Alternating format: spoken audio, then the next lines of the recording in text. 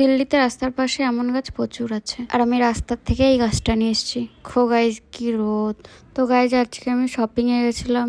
কি কি শপিং করে এনেছি চলো দেখাই তোমাদেরকে। প্রথমে গাইজ তোমরা বিলটা দেখো। গাইজ ব্যাগগুলোও ভারী ভারী ছিল। আমরা বাইক নিয়ে গেছিলাম, তার জন্য আমার বর একটা ব্যাগ এইভাবে বেঁধে দিয়েছে। একটা ব্যাগ বাড়ির থেকে নিয়ে গেছিলাম, আর একটা ব্যাগ ওখানে গিয়ে কিনতে হয়েছে। তো প্রথমে গাইজ এটার নাম আমি জানি না, আমি যেহেতু খাই না তাই জানি না। পরে ছিল টিস্যু, এটা আমার বর নিজের জন্য নিয়েছে। আর এটা গাইজ আমি আমার জন্য নিয়েছি।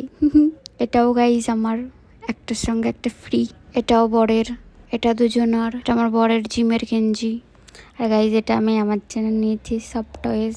ওয়াও কি সুন্দর না। আর ঘরের জন্য কিছু কেনাকাটা করেছি গাইজ দেখো।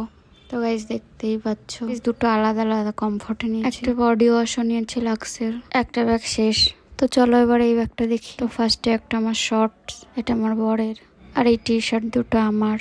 আর নিয়েছে আমার বর রুমাল, buy one get one free. Guys এই যে আবার দুটো বোতল। এই প্যান্টটা আমার বরের, এটা আমার। গাইজ এই টি শার্টটা মাত্র 99 নিয়েছে। আর লাস্ট একটা চিপস নিয়েছে, ব্যাস শেষ। এবার এগুলো সব গোছানোর পালাও ভাই। আর গাইজ এই গাছটা আমি রাস্তার থেকে চুরি করে নিয়ে এসেছি।